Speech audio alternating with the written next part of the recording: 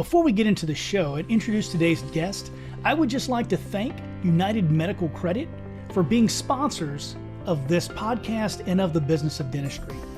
As a matter of fact, they have a special offer for business of dentistry members, 0% merchant fees for the rest of the year, and 30% discount for life after that. You can get that special deal by either going to docoffinvestments.com and clicking on the deals section, or by going directly to www.unitedmedicalcredit.com/TBOD. Thanks again, UMC. Welcome to the Dear Doc podcast, where we will discuss the business of running a dental practice with a panel of experts.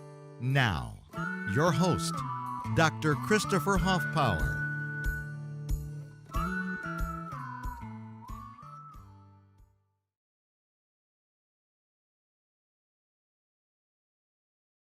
Hey guys, this is Doc Huffpower coming to you from my studio here in Alvin, Texas. This morning I have a really great interview planned. That is Mr. Eric Miller. Now, Eric is actually a chief financial advisor and owner at Econologics. He is my personal financial advisor and financial planner. And he's helped me to achieve a modicum of success. I'm pretty happy with where we are right now. I mean, at the age we're at right now, I'm excited about that. So, Eric, first of all, thank you for everything that you've done for us and helping my wife and I to get to the point in life where we are, and for helping us to achieve a lot of our financial freedom goals. So, first things first, hats off to you. My pleasure, but I will say that it takes two to tango, and I have to congratulate the both of you because you're really good at owning things and have that ownership mentality, and you do what it takes to improve any condition, whether it's your business, your household. So I just want to give you kudos for that as well. Oh, I appreciate it, my friend. This morning I wrote a post in my group, and it was talking about the road to success. And I said the formula for success is very simple. You have to first realize that you have a disease called self-doubt, and then you have to meet that disease with an actual commitment to do something about it and intentional action based upon the final goal that you want. I know you love this term. I know you use it, and that is ideal scene. When you plan out where it is you want to be in life, and you work backwards from there, both professionally and personally. And so I did that years ago, following some really good advice from yourself and a couple of others. And I found that it really helped me to beat down that demon, the self-limiting beliefs that we all suffer from. So the first thing I want to ask you is, Eric, what is required to attain financial freedom? Is there a simple equation like success? Sure. Two things. First off, you have to define what financial freedom means, because I can assure you we can probably ask 10 different dentists on or 20 or 100, and I'm going to get 100 different answers on what that is. So, some people say, well, if my school loans are paid off and I'm financially free, or, I have a passive income to pay for my lifestyle, that means I'm financially free. So all those are good, they're parts, but I think you need a real complete definition of exactly what the ideal financial scene would look like. And I've always said it's really simple. It would be a condition in your household where you have an abundance of income coming in from multiple sources, where you've created a reliable income stream that can pay for your lifestyle. Your businesses are profitable, sustainable, and transferable. Your assets are protected from taxes, inflation, and lawsuits, and you have time to pursue whatever life goals that you have. That, to me, pretty much encompasses what a condition of financial freedom would look like. Now, there's no numbers there. I didn't even say a number. It's a condition where all those things are in place. And I think if you really just look at it like that's what I would like to get, just to your point, you can work backwards from there and construct whatever life that you want to, knowing that those are the parameters of what your ideal scene looks like. Absolutely. I couldn't agree more. Do you know what the first question I ask of anyone I'm doing business with is, What's that? what's your number? And if they don't have a concept of what that question means, we have to have a very long conversation before we True. engage in doing business. So let's Can I? dig down. Yeah, please go ahead. Yeah, there was one other thing you had mentioned, and then what's the formula for financial success? And there's actually a triangle I created because it's super simple. I mean, I think there's three skills that anyone really needs to make sure that they master in order to be good with money. And the first, I call it the ACE triangle. Okay, number one, you have to be very good at knowing how to acquire money. All right, there's trillions of dollars out there, trillions of dollars out there. You just have to get good at knowing how to market, promote, sell, and deliver. That's going to allow you to acquire money. There's no lack of money in the dental industry. I think it's what, an $80 billion industry. I mean, there is plenty of money going towards this industry. So you got to be good at knowing how to acquire money. Second thing is you got to be very good at controlling money. So I think there's a lot of people, I'm sure you've met some, that make a lot of money, but as soon as it comes in their hands, it just goes right out. It's like a dam that breaks, it just goes everywhere. Absolutely. So you have to have some causative control of I'm channeling this money into these different accounts for these different purposes. And if you know how to do that, then you're going to have more success. And then I think the last skill, which is where a lot of people have difficulties, is knowing how to expand money. So it's acquire money, control money, and then expand money. What does that mean?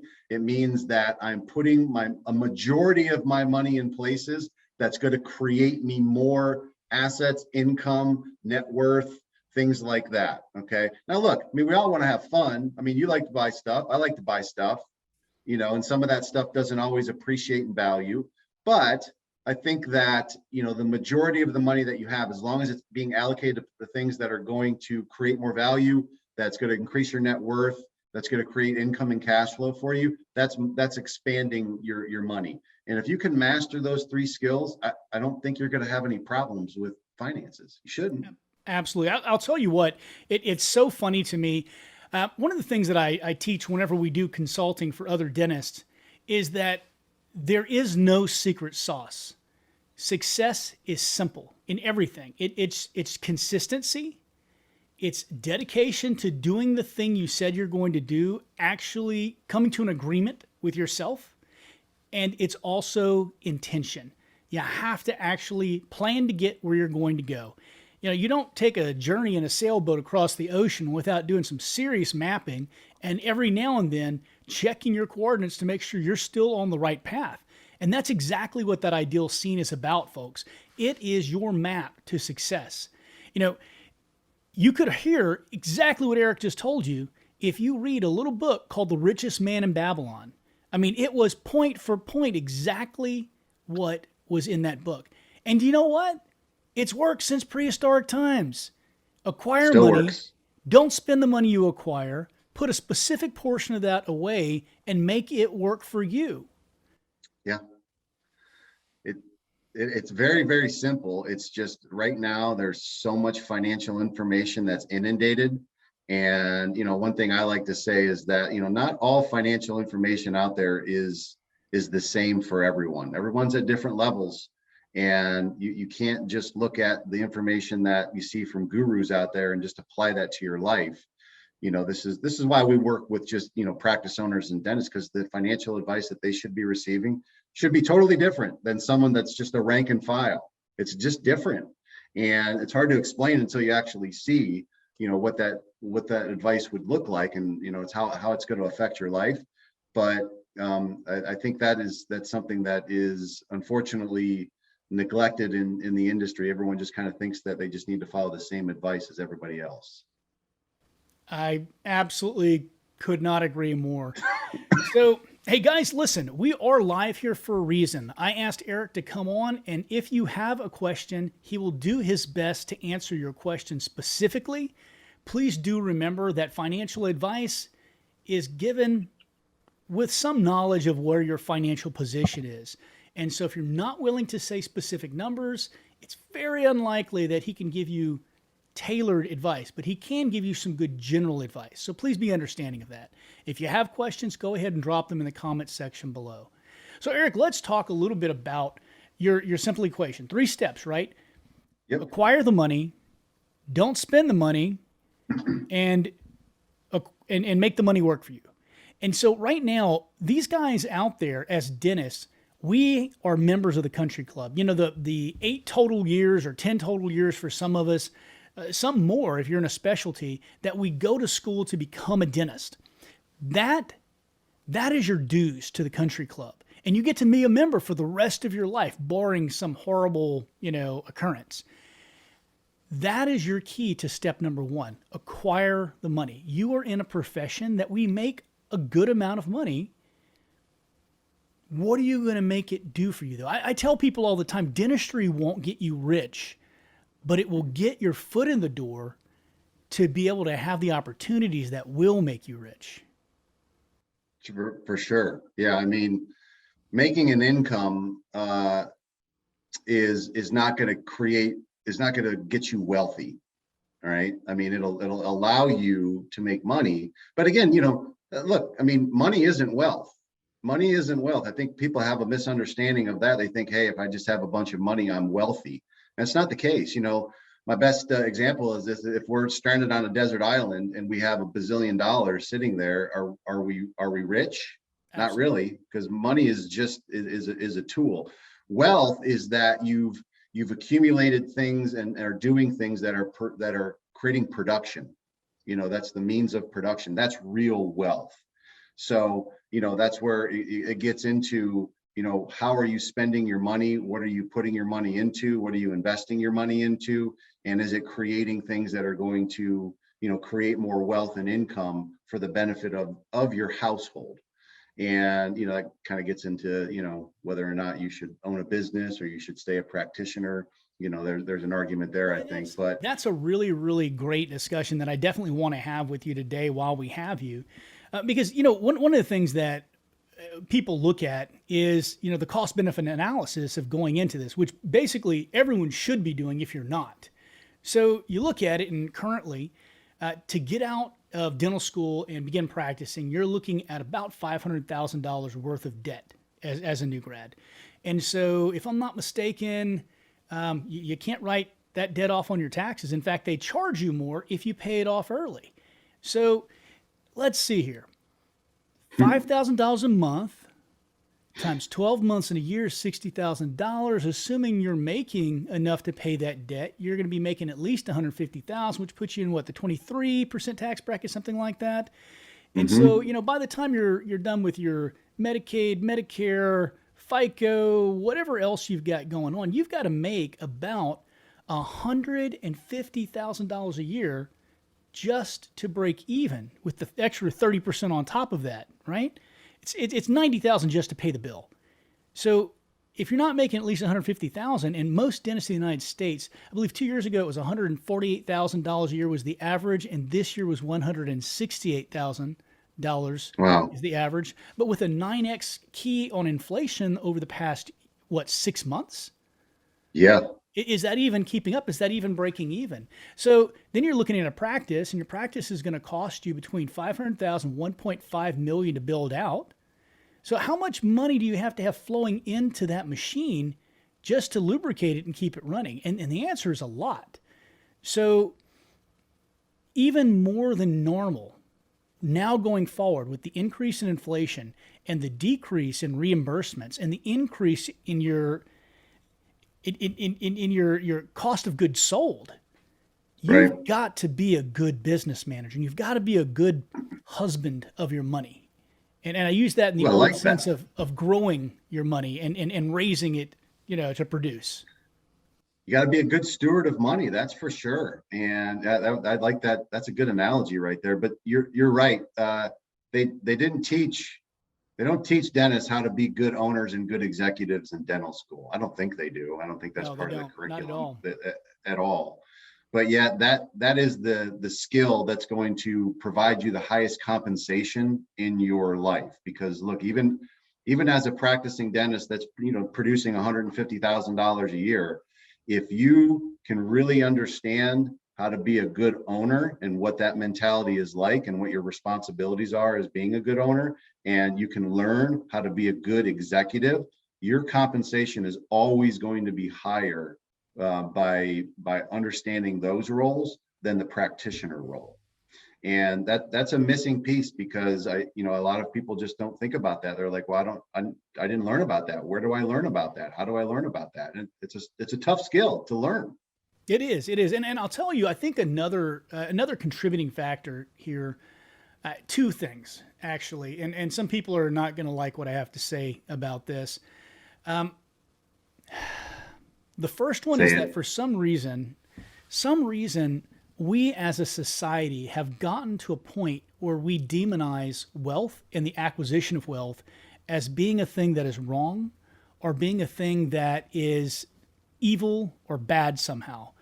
The acquisition of wealth allows you to make changes in the world and allows you to have choices for yourself, your family, your friends, and everyone around you. It's not inherently a bad thing. In fact, it's inherently a good thing. It is a huge force for positive because of the things that you can do when you do accumulate wealth. Unfortunately, many of us were either raised or convinced or beaten into submission by society to think that acquiring wealth makes us evil. And the second problem that I see is that most dentists don't own a business, they own a job. That's right. They look at their business, if they own their business, as a job and not an investment. And it is. I mean, if you own the business, it is an investment. It's an awesome investment. And as long as you structure it correctly and you treat it like an investment, it can not only provide you practitioner compensation, but you get the benefits of the profits of the business. And if you're really good at understanding how to grow your practice, even just to like a 2 to 3 to 4 associate practice, I mean, the value of that will grow exponentially, because what I'm seeing right now, and maybe you can attest to this, like the value for a corporate office to, or a corporate group to buy a practice, I think they're paying 7, 8, 9 times earnings right now. So think about that. For every dollar of profit that you grow in your business, it's worth 9 times that in the overall enterprise value, you see? And that's a great way to, like, okay, how do I increase the value of my net worth? Why don't I just increase the value of my practice? Just because of how they evaluate these things now. I think in the olden days, it was like, you can only probably get 2 or 3 times your earnings, but that seems to be changing right now. If you have the right type of practice, if you have a practice that has multiple associates, it's in a good area, your marketing is good, you're well known in the community, you have an online presence, all these things are factors of, what are these larger groups looking for? Well, I like to laugh and say that Eric knows all of my laundry, clean and dirty. So you know what kind of multiples I got on my practice whenever I partnered with MB2.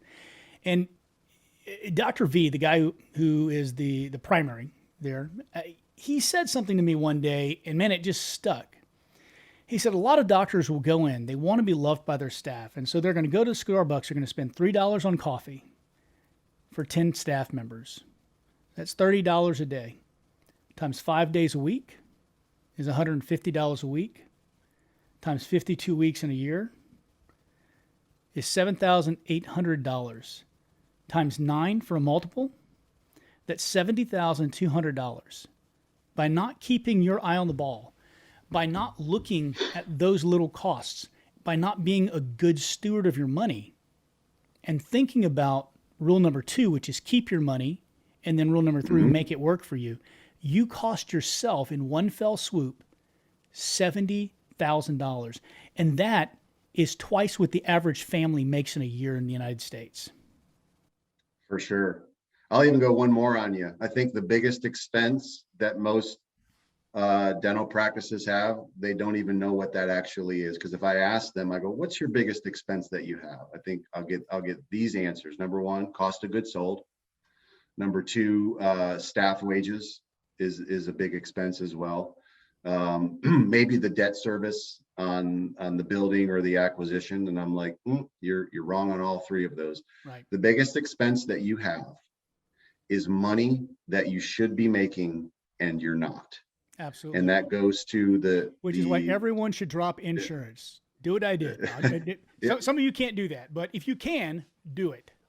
Yes. And I'm talking about everyone has a facility that has a certain size to it. You have so many chairs, you have so many square footage, and there's so many people that you can see in that facility. And if it were at maximum capacity, what could the production be of that facility? Not 1 in 10 people can tell me that when I ask them. So it's surprising to me. It really is. The best owners know. They're like, oh yeah, if when we're at capacity, we can do $200,000 a month or $300,000 a month. And that's such an important number, because if you can do 300 and you're only doing 160, that's $140,000 of lost income right there that you should be making and you're not, for whatever reason. Maybe I don't have enough associates, I don't have enough employees, I don't have enough patients, but at least it gives you, thinking as this thing as an investment, like, if I get this thing to that capacity level, man, is it going to be worth a lot of money, not only to me, but to somebody else when I transition out. A good rule of thumb is the minimum you should be making per operatory in your practice is about $50,000 a month. So if you're looking at a 4-chair practice, you should be hitting about $200,000 a month. If you are looking at a 6-op practice, you should be doing more like $300,000 a year, a month. Yeah. And so, and I'm sure if you look back at your clients, you'll see that rule pretty much holds true. That is an optimized production. Now, is everybody there? No, everybody's not there, but it takes work and it takes systems to get there. For sure. Just like we as dentists train to do a crown prep, or train to know what materials we should use, train to do a filling, train to do an implant surgery, bone graft, soft tissue surgeries. We should give equal credit, or even perhaps, in my opinion, more insistence on training for business savvy and for money management and how to plan that money forward so that it works for you.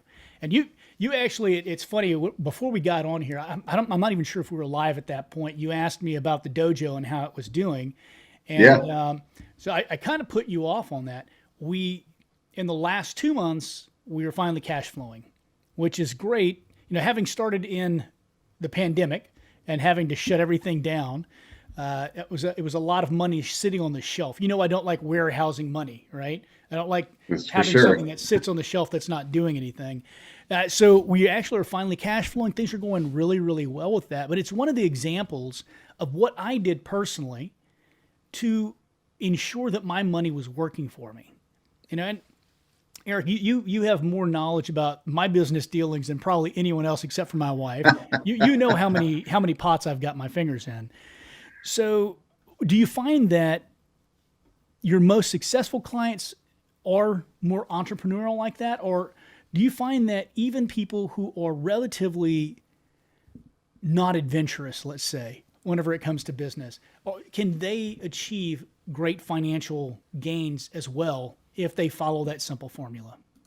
I think they can. I've seen success in so many different costumes, so to speak, that it is interesting to me. Like for you and Amanda are definitely entrepreneurial. I mean, you like to look at an opportunity and say, how can we make that business, better?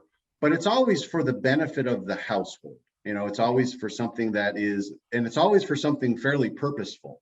I mean, obviously she loves that. She loves the jujitsu and that's a passion for her. So it totally makes sense. She would love me to love it too. I'm not kidding you there, Eric, but well, you tell me why you're not maybe why you don't participate as much. That makes sense to me too.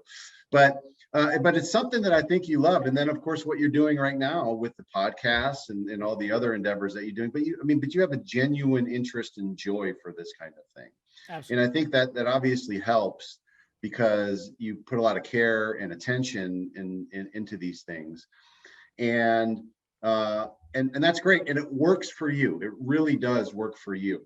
And then I've seen some people that are just like, you know what, I am just focused on my dental practice, and I want to grow this thing as big as possible. And at the same time, I'm going to make sure that I systematize the profits out, and I'm going to acquire some other assets and other types of investment vehicles. Maybe it's not other businesses, maybe it's like, traditional wealth management, maybe it's real estate, maybe it's insurance products, whatever it is. Okay. But that's worked for them as well. Right. So it is kind of one of those things that you have a strategy though. See, this is where I think a lot of people are falling down, is that they don't have a strategy, right? They have a lot of tactics, but they don't have a strategy. And that's a big missing piece.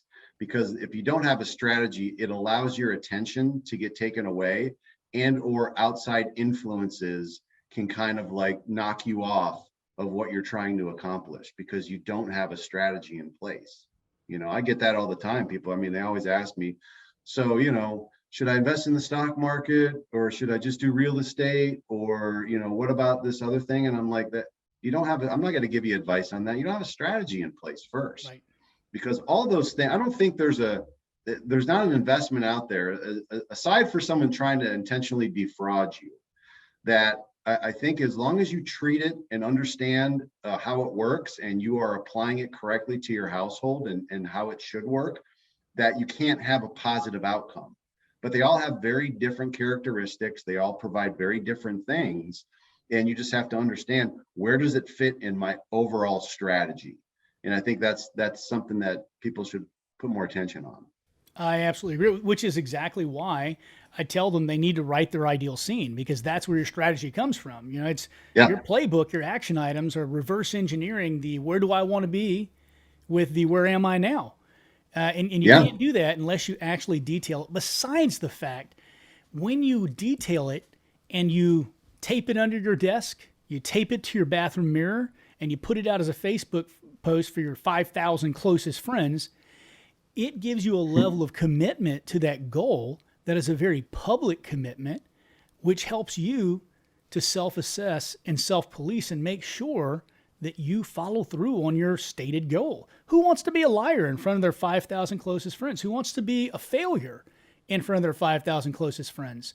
By putting it out there and saying, I'm going to do this, you hold yourself accountable. That's really a good point. I didn't think about that. That it really does put it out there, and it makes you commit and then decide. And we're big into like looking at the derivation of words. When you actually make a decision, you look at the derivation of the word decide. It means to cut off, right? So you decide, I'm going to do this, and unfortunately, you're going to have to cut off people, ideas, beliefs that you may have had that are going to somehow be a barrier to whatever it is that you committed to. So that is a great idea. You put it out there, like, man, I put my neck out there. I actually have to follow through on this. That's actually a pretty good idea. Thanks, man. There you go. So let's talk about what it is you guys do and what it is that you specialize in. Because one of the reasons why I got involved with you is because I was using this consulting company. I learned a lot that I know about business management in general from them, and they recommended you guys highly. So came on board, met you guys, and I think the first weekend I was there, I think Amanda went first. Correct me if I'm wrong here. And I was resistant. I was still struggling with my business and trying to learn how to run the damn thing without it running me. And I think she went there for 4 or 5 years before I ever went. And the first time I went, we were in a symposium with Christopher Music over in Florida, and I ended up taking home this binder. I think it was 6 inches thick of all the shit I should have known that I didn't know about managing my money. And he kind of smiled one day and he said, these are the secrets of the rich. This is the secret sauce. This is what they use to keep their money. You guys need to know this, because if you don't know this, you're never going to be wealthy. You know, I really loved that, and just that book, man. I still crack it open sometimes, and I go, "Oh crap, I forgot about that." You know, it's It's different. the education that you didn't get in school, and we can go down a rabbit hole on that one, but it is really unfortunate to see the cookie cutter advice that's out there, and just um, the omission of a real financial education that Absolutely. is not being spread to practice and business owners. Well, So I'm going to name a couple things that I learned from you, and this is so that you guys know the way that Econologics works is. Oh, and first of all, I should have said this at the beginning of the of our conversation. Eric, I don't have any financial interest in your company. I don't own any part of your company, and you did not pay to come on this podcast today. Is that correct? that is correct. Okay. Now, in full disclosure, I believe Econologics is one of the sponsors for the Business of Dentistry Business Conference that's coming up in February of this coming year. Yeah, I'm not the guy in charge of the sponsorships. I don't know how much you guys have given or whatever, but I do want to put that out there so that people do know that not only do I use you, but you guys are sponsors of the program and sponsors of the Facebook page. So, what makes you guys different to me is that every single year, like I said, when you're making that sailing trip across the ocean, every now and then you got to break out the charts, pull out the sextant. I know you guys yep, who sail are going to laugh at me because you don't use a sextant anymore, but let's pretend you do. So you spy your North Star, which is your ideal scene, and you set the sextant on Polaris. You look at your map and say, am I going in the right direction? Every year, you guys force us to do that. Even when that's I right. don't have a whole lot of time, you tell us you have to meet. Every year, you send out another bundle of paperwork with my new charts that tells me I need to steer a little bit this way to get where I'm trying to go. I find that that's highly unusual, and I've sought lots of different financial advice over the years. It's the first time I've ever Hmm. seen anyone do that. And I'm going to say one other thing here, and that is you update your own knowledge. Because earlier, whenever I was talking about bringing you on, I said, hey, you could talk to them about the conservation easements. You can talk to them about that trust thing for Hmm. whenever you sell your practice, so you don't have to pay taxes. And you said, well, hold on, we're not doing a couple of those things anymore because they're getting more attention from the IRS, and we want to Yeah, make sure that no one ever gets audited, if possible. And if they do get audited, that we've got a rock solid foundation. So now that those things are drawing some more attention, we're changing some of our strategies. We're changing some yeah. of our alliances in the financial world to still give people the best products. Hey guys, now a quick word about our sponsor. I'm really excited to announce that we've partnered with United Medical Credit to offer an exclusive deal just to TBOD members. Now, United Medical Credit is a patient financing provider with a unique waterfall lending process. It allows them to approve a much wider range of applicants. In fact, the widest range of applicants in the entire field. I've been using United Medical Credit in my practice for a couple of years now, and I'm seeing great results. They really speak for themselves. I see at least 30% increase in the number of patients who are actually approved whenever going through UMC. And the best part is, patients are accepting treatment. More acceptance, more patients means more revenue. Right now, they're offering TVOD members a special discount of 0% merchant fees until the end of the year. That's right, until the end of 2021, you get 0% merchant fees charged. And they're going to give you a 30% discount for life after that. Now, if you want to claim this offer for your practice, go to www.unitedmedicalcredit.com/TBOD, or as always, you can go to Dockoff Investments, click on the deals section, look up UMC, and register. Thanks a lot, guys, and UMC, thanks for sponsoring. So let's talk about some of those hidden things, those hidden secrets that may or may not apply to your situation, guys, because every single one is different. In fact, your situation from year to year will be different. So, Oh, Eric, I think talk to it's us a little bit I about think that. it's probably even more frequent than that. One of the most unsatisfying things that I see in the financial industry right now, with the way that the current system is set up, as far as advisors are concerned, most people are meeting with their financial advisors maybe once or twice a year and just doing a portfolio review, of their IRAs or their 401ks or whatever that would be. And I found that like completely unsatisfying because number one, your money doesn't sleep for 6 months.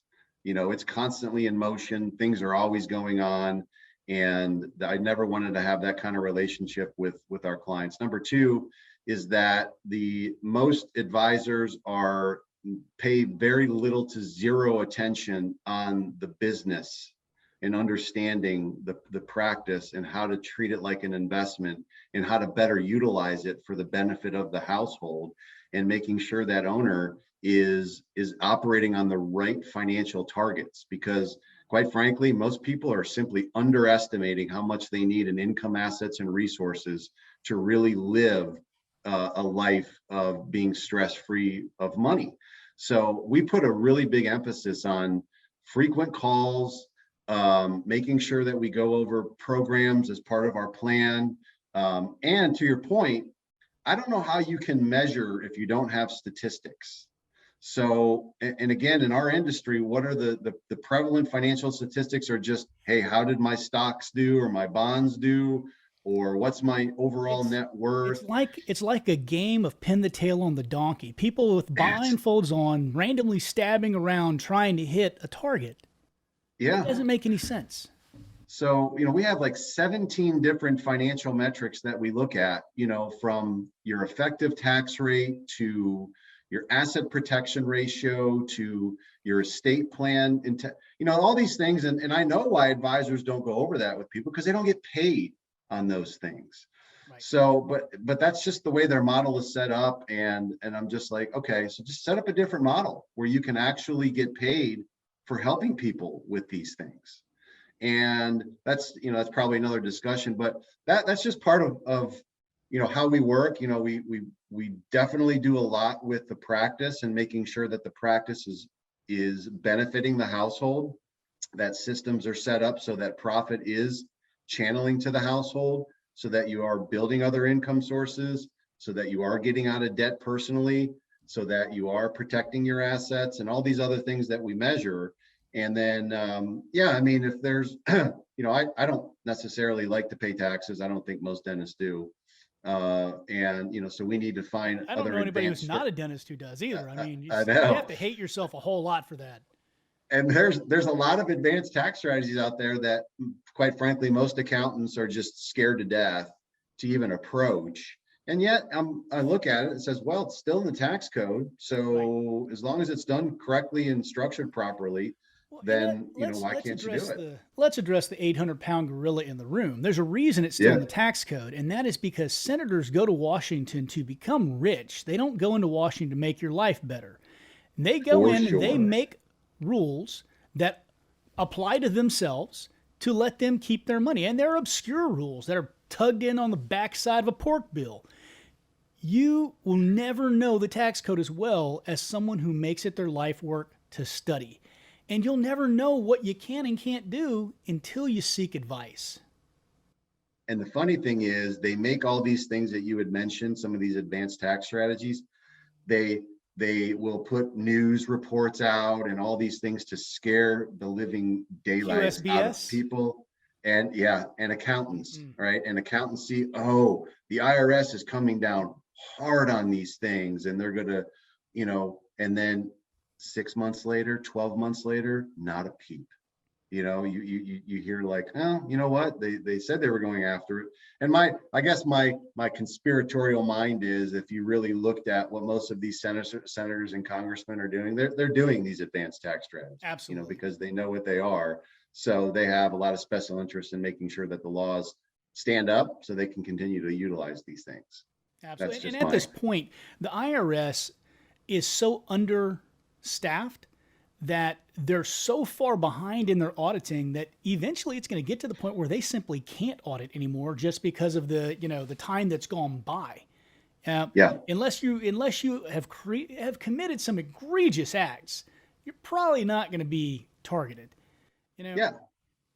so There's nothing wrong with tax evasion. Don't do that. Don't That's Tax illegal. mitigation. Let's mitigate our taxes. Tax avoidance. That's completely legal. I mean, I never read anywhere where it said it was my constitutional responsibility to max fund the IRS. It's not. Absolutely. So it's one of those things where you have to be proactive. But if you just sit back and think that your accountants are going to minimize your tax liability, it's not going to happen. You have to go seek out tax strategists that are reputable, that know whatever their area of the tax code really is, and then can provide some defense for you if there is an audit. Don't be afraid of an audit, just don't lose. Right. I think in our first, maybe our second or third year of practice with Amanda's practice, we got an audit. And basically, our CPA at the time was Mr. Charles Stagg. I think you worked with him for a little while before we changed over. And his whole job was to take them into his office and host them and go over all the records in great detail. And as he told us, bore the pants off of them so they got disinterested. And that's all it was. It was no stress. But before that, because I wasn't on the other side of that door of wealth, I was scared to death. And I think that's one of the most tragic things is that we allow ourselves to be convinced, again, because making money is evil, right? We allow ourselves to be convinced that we must be breaking some rule. That's why you've got great advisors. That's why you've got great lawyers. Guys, these things would not be in the tax code if they weren't meant to be used. They're just not meant to be used by your puny ass. They're meant to be used by congressmen and senators. So stop being a tool. Go learn exactly what the rules are. Find someone who can guide you through it and keep more of your own damn money. Unless, of course, you're one of those people who checks that box that says, I want to donate more of my income to the U.S. government. Guys, there's a box for that. If you are a liberal and you believe in this socialist utopia, you go ahead and give away all your money, but stop giving away mine. Preach it, brother. Hey, the price that you pay so that your accountant can sleep well at night is about $20,000 to $40,000 more than what you should be paying. Think about that. That's the price that you pay because your accountant, is happy that you're not doing some of these things that they think are kind of on the gray, in the gray zone, so to speak. So takes a little bit of courage. It really does. It does take some courage. Talk to us about a couple of these things. And some of these are so well founded and people just don't know about them. For instance, the Augusta rule. I want you to explain that one. Talk to me a little bit about maybe some of the new tax mitigation strategies that are coming to light now. And I also want you to specifically hit on the conservation easement, even though we don't recommend that anymore. And I want you to hit on the trust as well, because I want people to understand just how involved these things are, and maybe QSBS, because that's one I'm taking huge advantage of in the last few years here. Qualified small business stock. I love that $10 million window of tax-free. Oh yeah, on the setting up as a C corp. Yeah. All right. Well, boy. All right. First off, I'm not an accountant. Another thing I am telling you right now should be construed as tax advice, so to speak. Let's see. Where should we start? Well, look, there are a lot of strategies out there that I think people will lump in and say, well, the IRS is scrutinizing those. And I'll take one for example. Like there's something called an 831B. This is essentially where people that own businesses can create, kind of their own reinsurance or captive insurance companies that would actually self-insure certain risks that you actually do have that maybe you're not paying insurance for right now, like supply chain risk or risk of your brand being, the reputation of your brand. I mean, these are all things that are quote unquote insurable that you can self-insure for to some degree. And people say, well, the IRS said that they're going after people that are doing that. No, that's not what they say. If you read very carefully in most of because they'll have like a dirty dozen list that they come out with every single year and all these different transactions. They say that they're going after those that are abusive. Okay, which if there are abusive uses of it, that means that there are also people that are doing it non-abusively. Right. Okay. So this is where you just have to really read between the lines here and say, am I picking a good promoter or strategist that really knows what they're doing? Do they have a tax attorney that can write an opinion letter on my strategy? And do they have a defense of the strategy? And what are the nuances that I don't know as a dentist that I need to make sure that I look out for? And of course, you consult with your accountant. But if you take a logical look at it and you take the emotion or the scare tactics that are being used out there, then you can take an honest to good look at it and say, okay, I can use this. It's in the tax code. I just have to make sure that I'm doing it within these parameters. And I don't worry about what I hear on CNBC or in the investment news or whatever would be like that. That'd be one that I see that people are coming down. Same with the conservation easements. The law has not changed on those. Okay. It hasn't changed at all. Well, Eric, So you're going to have to explain what it is. Most of these guys don't even know about the Augusta rule. okay, let's start. The Augusta was probably the simplest one. I think in the tax code that you are, it started in Augusta. Well, it was based upon, people that own homes on the Augusta golf course, where they can rent their homes out for 14 days out of the year, and they don't have to pay any tax on that money, because in the tax code, it says that you can rent your home out for 14 days out of the year without having to pay any tax on that. Okay, great. So most people are like, well, that's great, Eric, but I don't own a home on a golf course. Right. And especially on one where there's a PGA championship level course. But that's not what the law says. And say that you have to own a home on a golf course. It means that you can rent your home for 14 days out of the year. So you have a business, okay? And let's say that you have executive meetings or employee meetings or whatever it would be. It has to be a real, honest, genuine meeting, okay? But instead of going to a hotel or going to a restaurant where it's going to cost you $1,500 to $2,000 to do something like that, why not have it at your home and structure it the same way? And you got to make sure you get documentation. So you'll need to call a restaurant or a hotel and just get an estimate. Hey, if I wanted food and drinks and all that for so many employees for 4 or 5 hours, what would that cost me? So there's your documentation right there. And then there's some other things that you have to do to make sure it's structured correctly. I'll let the accountants, show you how to figure that out.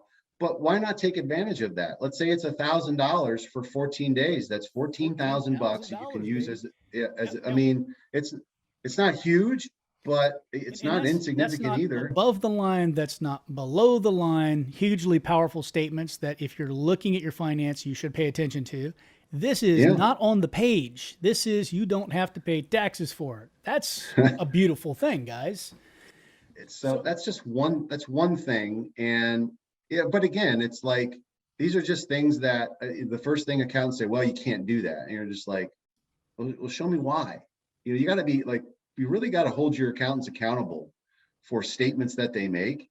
And if it really tax minimization starts with one word: willingness. Are you, the people that I'm using, are they willing to look at the tax code? Are they willing to ask questions? Are they willing to try to minimize my taxes? If they're just going to follow, what their CPA associations say, then, you're going to end up paying more in taxes because of that. So what do you think about Section 179? It's the thing that every single dental CPA out there, every sales rep tells you to take advantage of. I believe it's what, 2.6 million for property purchase and $1,050,000 for equipment purchase this year. It's a deduction, so it's not above the line. It's a deduction. It's a great deduction if you're going to spend that money anyway on a piece of equipment. But rule number 2 on how to build wealth is keep your money and then make it work for you. So how do you feel about that one? Because I'm ambivalent on that one. I feel like it's kind of a 50-50. If you're going to spend the money, well, yeah, that's a perfect thing to take advantage of. But if you're not going to spend the money, no matter what they say, this rule is not going away. Because they've been saying they're going to take it away for, 10 years now? Yeah. It just keeps going going up. Look, being able to, 100% depreciate, take the depreciation expense, in that first year is awesome, right? I think but here's what I usually hear at the end of the year as far as tax planning is concerned. Tell me if you've ever heard this before.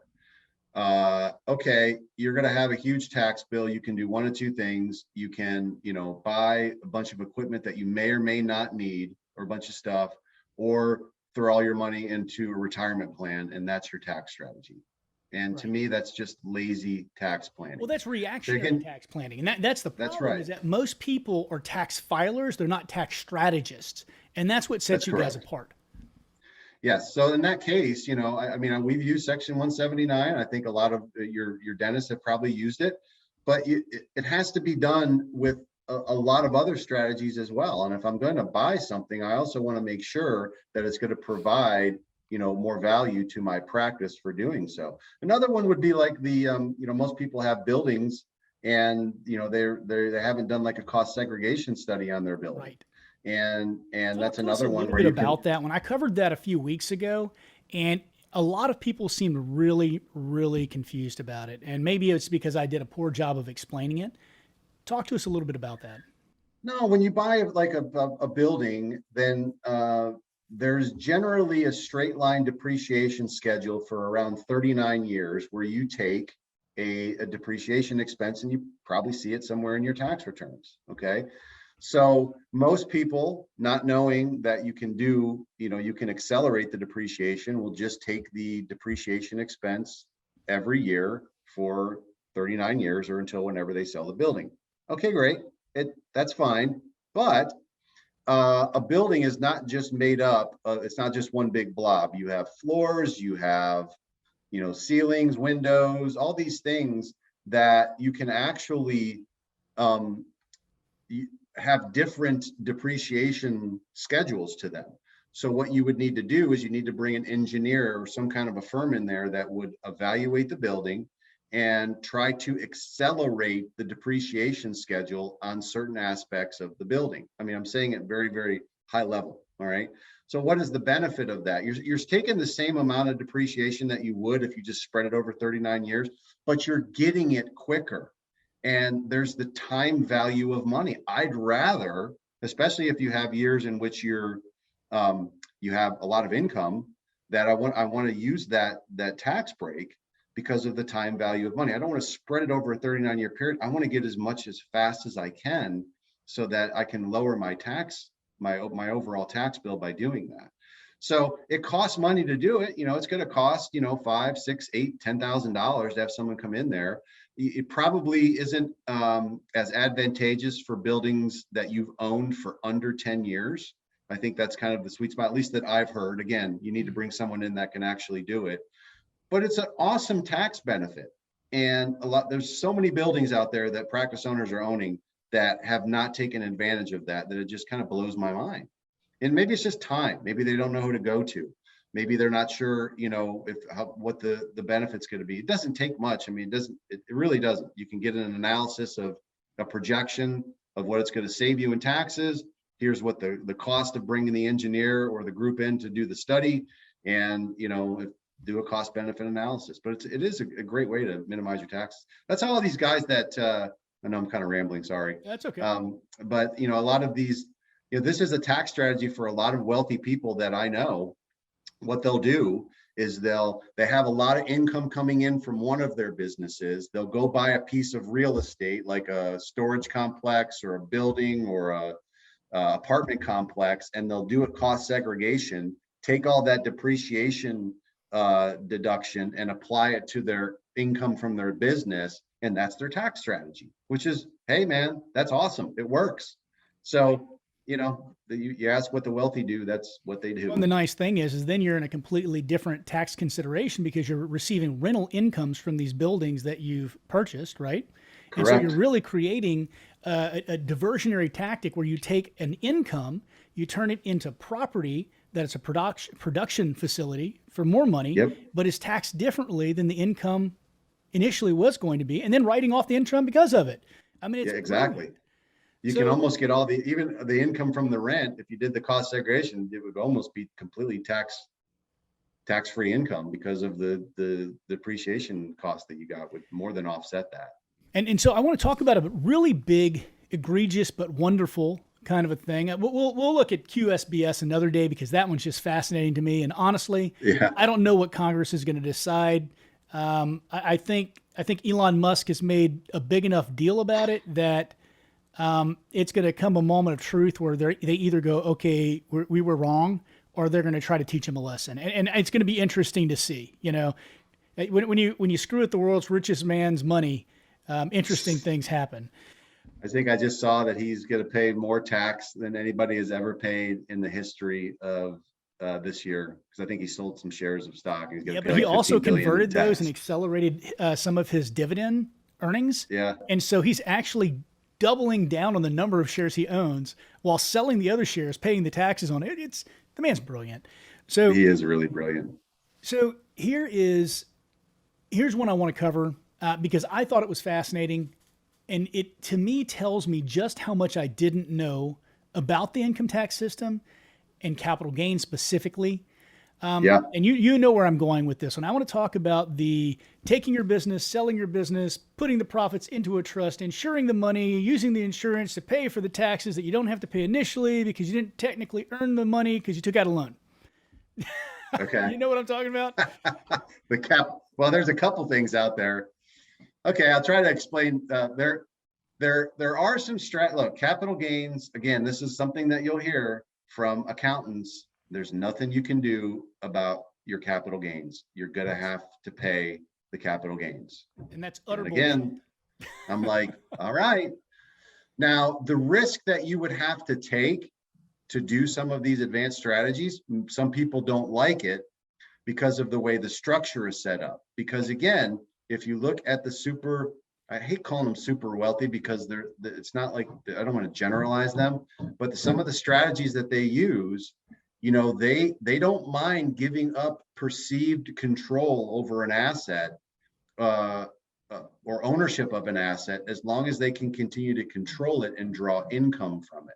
Right. So they have no problems putting their, you know, selling an asset to like a trust that is irrevocable, so to speak. When I say irrevocable, it means that you technically don't own it. It is owned by the trust. All right. But you have some control over it where you can still draw income from it. And so that freaks some people out because they're like, oh my God, you tell me I have to sell an asset to a trust that I don't technically own anymore. I'm like, yep, that's the price that you got to pay if you don't want to pay the capital gains tax. Okay. That would be one thing that you can do. You know, another thing that you could do is this is super, super complex. I'll try to see if I can explain it really simply. Is this one I was hinting about earlier? I think this is one where you actually, let's say that you own a dental practice that's worth, you know, $5 million and you don't want to pay the $1 million of capital gains tax. So what you could do is that you sell the business to whoever the buyer is, but you do it through what's called a dealer. Okay. And the dealer, in exchange for you selling the business to them, they give you an installment note. This is super high level. I hope I don't get too technical in this. The long-term benefit is this. I don't owe the capital gains tax for 30 years. I'm able to keep about 93 or 95% of the sale proceeds. I get it via a loan from a private lender. Now, all these things have to be and done. loans are not taxable, people. And loans are not taxable. But again, you tell someone this, they're like, oh my God. So I'm technically getting my sale proceeds as a loan. Do I have to pay interest on that? Yeah, you do, of course. It's a loan, Yeah, but it's offset. That's mitigated. But it's offset by the interest that's earned on that pot of money that is in an escrow account. Okay, I don't understand how that works. And I'm like, I know. I go, there's 6 steps here and it's complex. But do you want to would you rather keep 93 or 95% of your sale proceeds as opposed to 75%? Yes. Okay, you're going to owe the tax in 30 years. But now I just gave you 30 years of having more money to invest over that time frame. And when you look at the numbers, it's Step not three. even close. Step three. It's not even close. You would have, as long as you weren't a dum-dum and put your money in, you know, really bad places, and you were somewhat intelligent about how you did this, then you would have exponential momentum. But it's a risk. And again, you have to do it correctly, because the IRS said there's abuses of this. And you're like, okay, well, if there's abuses of this, there's also a right way to do it. And there is. But this is where the attorneys and CPAs and everybody usually blocks the use of these things. I mean, it's funny to me. It's frustrating because I've had advised clients, 50 times to do this, and I probably had maybe 10 that actually did it. And So they're it's a very, very very low happy ratio. people. Yeah, and they're happy, they're happy because they've had more money to be able to invest, and there hasn't been any issues with it. And not saying that the IRS won't look at it, but as long as it was structured correctly and you work with competent people, then it should work if out. I'm not mistaken, the rest of this schema involves you're taking out a life insurance policy on them, and it's going to become payable in 30 years, and that life insurance policy is going to pay for the taxes that you were going to owe. It could. And in addition to that, one of the considerations for me that I always thought this was just such a beautiful idea, inflationary index is generally between 1.5 and 2.5% per year. Like I said earlier, Yep. in the last 9 months, in that last 6 months, it's been 9%.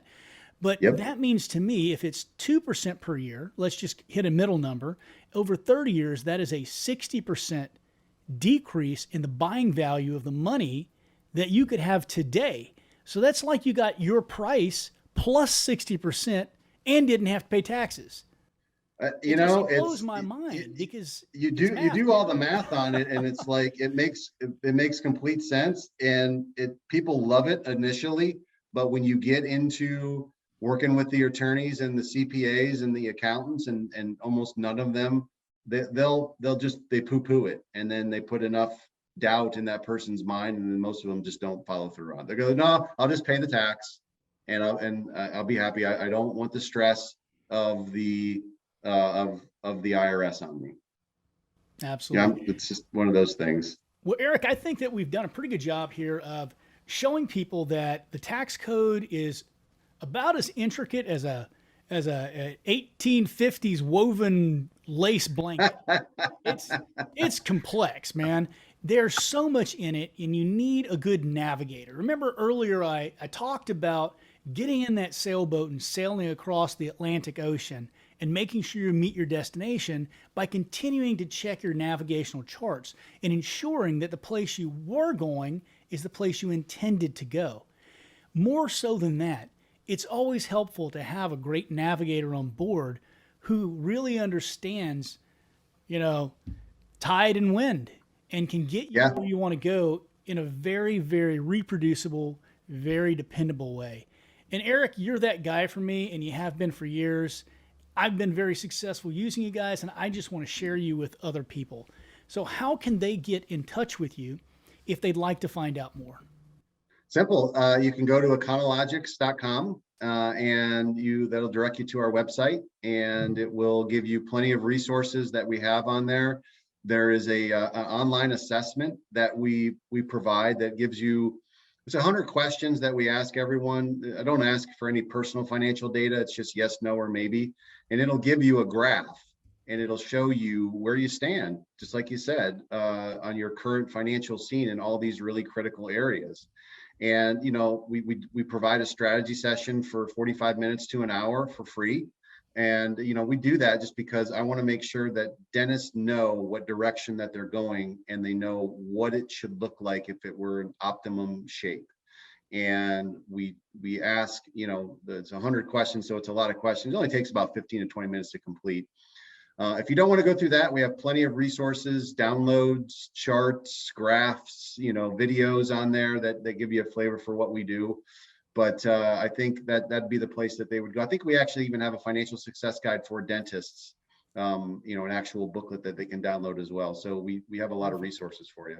And in case you didn't know, Eric, I'm sure you're aware of this, investor.com rates Econologics 4.5 stars. Okay, great. I didn't know that. Yeah, you guys. I think the information is a little bit old. It says you manage 23.5 million, but I think you guys are a little bit over that now. Yeah, that's definitely old. That's So, definitely old. well, folks, here you have it. If you look in the comments section, I will have the website. And again, this is the guy right in the middle, Eric Miller. Eric, thank you so much for coming on today and sharing some of your knowledge with us. And as always, I'd love to have you back on again. My pleasure, and can't wait to see you, I think, in Houston. Is that where we're going to be?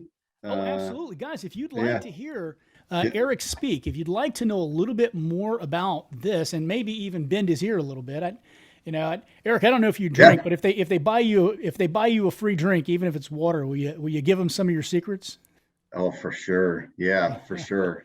I'm trying to figure out my drink of choice right now, but just we'll be in Houston, so. Well, maybe they can try more on you. You can do some taste testing, see what you like. There you go. I like that. All right, folks, thank you for spending another hour of your time listening to the sound of my voice droning on and on. Again, this is the Dear Doc podcast with Dr. Christopher Huffpower, your host. Today we've had Eric Miller of Econologics on. If you want to improve your financial position, reach out to them, get their advice, do what you know you should be doing. Thanks, guys. Bye.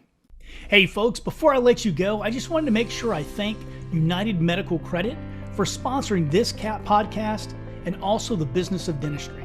Go check out their website at www.unitedmedicalcredit.com/TBOD to get a special deal.